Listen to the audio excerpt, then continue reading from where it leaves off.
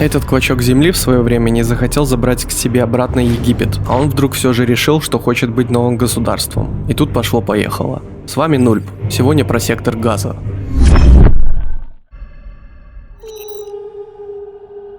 7 октября 2023 года террористическая группировка Хамас и не только напали на Израиль из сектора Газа, параллельно выпустив 1000 ракет. Результат: 1200 погибших, 4000 раненых, 251 утащен в плен к Газу. Причем это коснулось как военных, так и гражданских, местных жителей и людей со всего мира, которые были в этот момент в Израиле. Насилие всех видов, буквально, насколько фантазии хватит. Не брезговали ничем. Позже, возможно, даже поймете почему. Уничтожали даже животных. И QR-код тут не просто так висит, все там. Не рекомендую людям со слабыми нервами. Хамас был и не единственным, кто участвовал в этом. В этом замешаны еще как минимум 2 террористические группировки, журналисты и ряд сотрудников БАПОР, то есть ООН. Участие в резне приняли также и гражданские, которые не относятся к какой-либо организации. Но, к слову сказать, что согласно исследованиям, большинство в Газе не знали и не знают до сих пор, что именно произошло. А знаете почему? Потому, что их основной источник информации – Аль-Джазира. Конечно же, Израиль обвиняется в том, что он сам подстроил эту атаку на себя. Обычно это аргументируется тем, что у него одна из лучших разведок, есть какие-то мотивы и что подозрительно недалеко от границы проходил фестиваль Нова, как бы специально. Но лучшее не равно идеальное. Разведка может лажать не в плане самой разведки, а в плане бюрократии, то есть передачи информации вышестоящим. Даже при наличии разведданных выводы к действиям могут исходить не от возможностей, а от намерений. Такой заговор с таким количеством участников, тем более в демократии, а уж тем более конкретно в Израиле, всплыл бы быстро, а его участников повесили бы на кол. То, что Израилю нужны новые территории, это вообще бред, который я уже разбирал. Также тотально игнорируется, что 7 октября был шаббат и праздник, вообще не понимая специфику, что это такое в Израиле. Про то, что фестиваль Нова подозрительно проходил всего в 5 километрах, это даже не смешно. Государство меньше Крыма, куча кибуцев почти вплотную к Газе, да и, к примеру, стоит город Сдерот, который начинается чуть дальше километра от Газы. А и вот, для примера, фестиваль In the Negev, который проводился каждый год на одном месте с 2007-го, тоже недалеко от Газы. Но да ладно. Давайте опустимся на уровень стереотипов. Постоянная трата денег. Вот что это такое: захват и удержание бесполезной Газы с враждебным к Израилю населением. Чтобы евреи тратили деньги просто так? Вы таки в своем уме? Мы продали пейджеры со взрывчаткой своему врагу, а тут такая щедрость? Изя, тащи хумус. Тот, который еще купил 20 лет назад. Такие покупатели нашлись.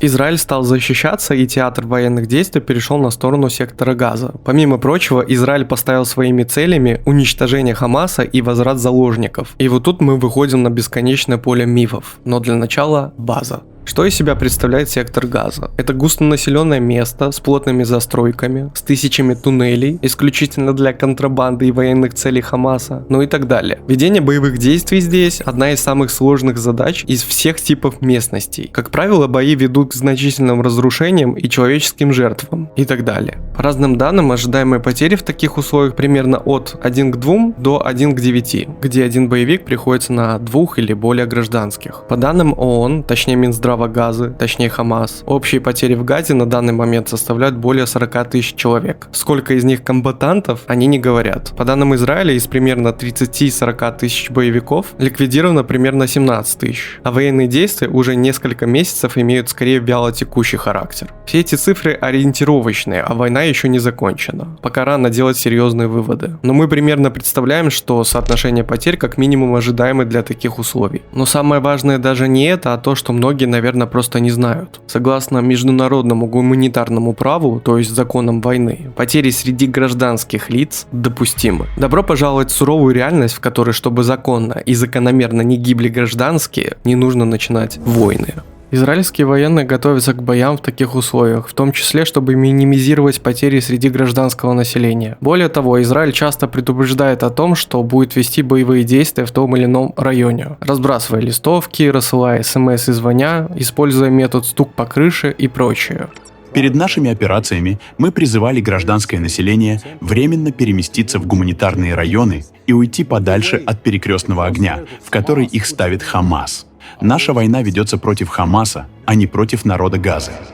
Очень важно теперь понять следующее. Если Израиль предупреждает население об эвакуации перед бомбардировками, то, естественно, целью являются не боевики, которые также будут убегать, а их военная инфраструктура, потому что боевики ее просто не успеют перенести. И тут мы подошли к вопросу, почему Израиль бомбит гражданские объекты и бомбит ли их вообще? Да, бомбит, потому что из них ведутся боевые действия. Согласно международному гуманитарному праву, война из таких объектов запрещена и является военным преступлением. Но вследствие такие объекты становятся легитимными военными целями. То есть занимать гражданские объекты нельзя, но если из них ведется бой, то отвечать по ним уже допустимо. И вот задачка на простейшую логику. В Газе проживает примерно 2 миллиона жителей. Если доверять цифрам Хамаса, погибло примерно 2% от всего населения. Это с учетом того, что в этой цифре заложены легитимные цели, то есть боевики. Война уже вяло текущая, а Газа нормально так разрушена. Вам не кажется, что это поразительно мало? Если Газа разрушена уж точно больше, чем на 2% от всей территории, почему только 2% погибших вместе с боевиками?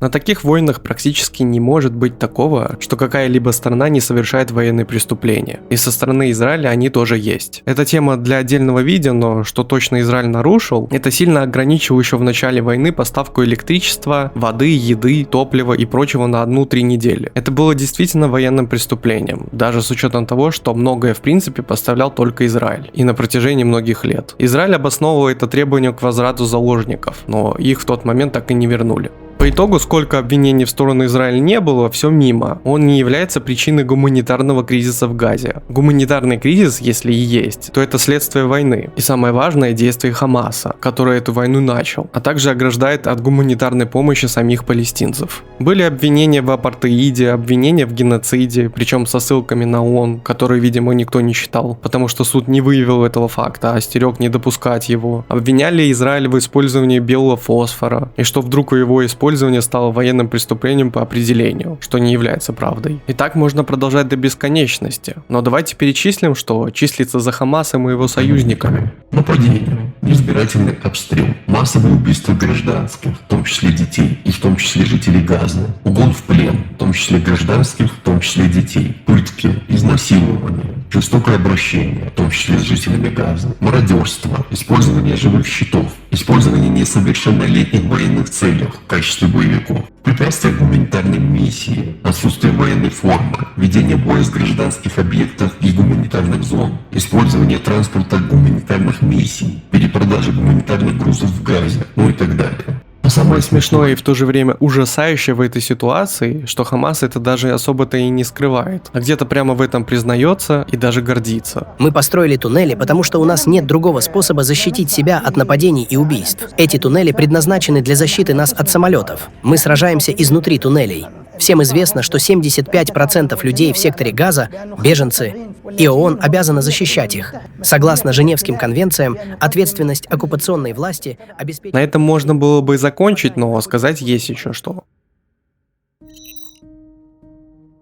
Сектор Газа, в частности Хамас, финансируется Ираном, Катаром, привет Аль-Джазира. Деньги поступают со всего мира через различные благотворительные фонды, в том числе ООН, БАПОР и так далее. На все те деньги, что все время поступали в Газу при ее-то размере, она давно должна была уже блестеть и благоухать. Но, видимо, по мнению властей Газы, то есть Хамаса, вечные нападения, похищения, обстрелы Израиля, контрабанда, строительство тысячи многокилометровых подземных туннелей, ракеты из водопроводных труб и много чего еще сами себя не сделают. В общем, тема требует отдельного видео, но просто почитайте вот эту статью на Вики. Как говорится, все, что нужно знать. Израиль, конечно, бомбил Газу все это время, отвечая на агрессию Хамаса, контролировал воздушное и морское пространство, что многими критикуется, но критикующие как-то не предлагают вариантов решения этого вопроса при условии сохранения безопасности Израиля. И весь мир, ООН и арабские страны призывают Израиль снять блокаду с Газа и применить решение о 2 государствах, которые признаны международным сообществом. И предупреждают их о последствиях, если Израиль продолжит в том же духе, который выбрали сменяющиеся израильские власти. А если арабы из Газы безобидные, тогда почему арабы из Египта возвели ограждение, который посерьезнее израильского?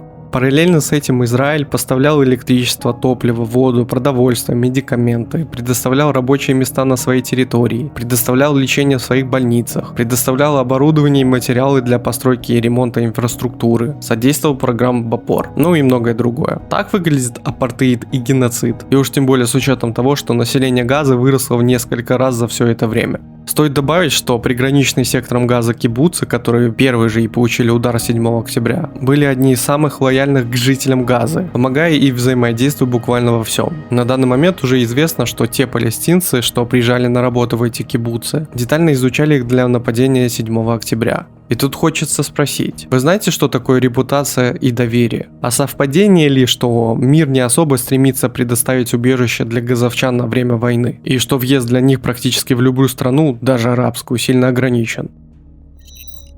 Что еще важно сказать? Примерно 15% ракет, летящих из Газы, взрываются на старте или падают в самой Газе. И, конечно же, их списывают на удар Израилем. Тут, кстати, яркий пример, когда, по данным палестинских СМИ и Аль-Джазира, 17 октября 2023 года по больнице Аль-Ахли был нанесен авиаудар израильскими военными. По данным Министерства здравоохранения сектора Газа, в результате взрыва в больнице погибли по меньшей мере 500 человек, еще сотни получили ранения. И стоит добавить, что вследствие чего начались стихийные протесты в мире. Только вот чуть позже выяснилось, что за этим стоял не Израиль, а группировка «Исламский джихад». Это был не авиаудар, а неудачный запуск ракеты из самой Газы. Что взрыв был не в больнице, а на парковке рядом с ней. Что погибли не сотни, а максимум десятки. Это, наверное, самый исследованный эпизод за эту войну, так как это подтверждено израильской, американской, канадской, французской и итальянской разведками, а также агентством Associated Press, CNN, The Wall Street Journal и организацией Human Rights Watch. И очень показательный эпизод в плане прессы, так как Хамас распространил ложную версию буквально через минут 20. А новость тут же подхватили ряд западных СМИ, к примеру The New York Times и BBC. Но позже хоть признали и исправили свою ошибку, что естественно не сделали палестинские СМИ и Аль-Джазира. Только вот кому какое дело? До сих пор же тыкают именно в Израиль с этим эпизодом. Это мощная отсылка к первому ролику «Люди в иной реальности», а именно к когнитивному искажению эффект первичности. Советую всем, кто не видел. Израиль также упрекают в духе: Хамас захватил 250 заложников, но посмотрите на израильские тюрьмы. Там же сидят тысячи невинных палестинцев, в том числе и дети. Проблема в том, что в израильских тюрьмах сидят именно террористы, в том числе и подростки, которые совершили или пытались совершить террористический акт. Объяснять долго не буду, информацию об этом нужно лишь захотеть найти, но приведу парадокс. Как я говорил ранее, до этой войны в Израиле работали десятки тысяч палестинцев, естественно, с разрешения самого Израиля. Но при этом в израильских тюрьмах, видимо, просто так параллельно содержались какие-то мирные палестинцы. Вернемся к цифрам. То, что по сути Хамас озвучивает цифру в более чем 40 тысяч погибших в Газе, включает в себя следующее. Погибшие боевики, гражданские Газы, работники СМИ и БАПОР, то есть ООН, а также военные Израиля. Ого. Сюда также включены естественные смерти газовчан, не связанные с военными действиями. И вот эти дети. Как я говорил ранее, дети в Газе это не всегда гражданские, по причине использования их в качестве боевиков. Если вы используете фразу «Израиль уничтожает женщин и детей», знайте, нет, детей уничтожает Хамас. Хочется отметить, что сразу после 7 октября люди в соцсетях поддерживали в основном именно мирных палестинцев, топили за два государства для двух народов и открещивались от Хамас. Сейчас же я все чаще встречаю комментарии в духе, что Хамас красавчики, что они вообще или почти ничего плохого не сделали, а Израиль нужно уничтожить, изгнав всех евреев. Правда, по моим подсчетам, примерно 500 тысяч евреев это потомки тех, кто жил на этой земле всегда. Но да ладно. Более того, как упоминают о том, что Израиль бомбил Газу до этой войны, просто перечисляя года, но не называя, почему он это делал, также, судя по всему, начинает происходить и с текущей войной. Они атаковали сектор более 5 раз. В 2008, 2009, 2012, 2014, 2018, 2019 и 2021. Убивая и раня десятки тысяч мирных жителей, женщин и детей. То есть, создается ощущение, как будто у Израиля вдруг появилось настроение повоевать и побомбить сектор Газа, Ливан и прочих. Как будто нападения Хамасом 7 октября вовсе и не было. Пока не случилось 7 октября 2023 года. У миллионов людей врублен пристальный фокус на действия Израиля, причем чаще на лжи, и практически тотальный игнор действий палестинцев, и обратным образом фокус на страданиях палестинцев, причем порой тоже ложных, и тотальный игнор страданий израильтян. Ну что, у них железный купол, бункеров понастроили, чего им жаловаться? Но только вот от хорошей ли жизни приходится так вертеться, когда тебя, где бы ты ни был в этом мире, миллионы людей как минимум не считают за полноценного человека, говорят, что художник был прав, а как максимум пытаются уничтожить, и только по одному признаку, что ты еврей.